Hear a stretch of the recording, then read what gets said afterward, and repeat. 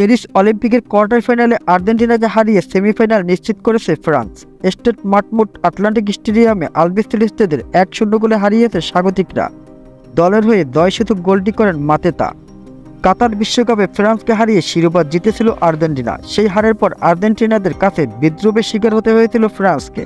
অলিম্পিকের কোয়ার্টার ফাইনালে সেই হারের জবাব দিল ফরাসিরা।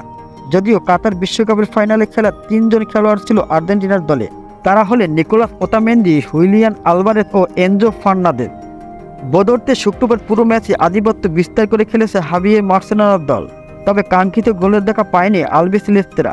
খেলার শুরুতেই গোল হজম করে আকাশি সাদা জার্সিধারীরা। ম্যাচের 5 মিনিটে মাইকেল ওলিসের ক্রস হেঁটে বল জালে জড়ান ফিলিপ্পে মাতেতা। শেষ পর্যন্ত ওই একটি গোলই ম্যাচের পার্থক্য করে দেয়। পুরো ম্যাচে আর্জেন্টিনা বল দখলে রেখেছিল 70% সময়। আর্জেন্টিনা শট নিয়েছিল 16টি এবং 10টি শট নিয়েছিল ফ্রান্স।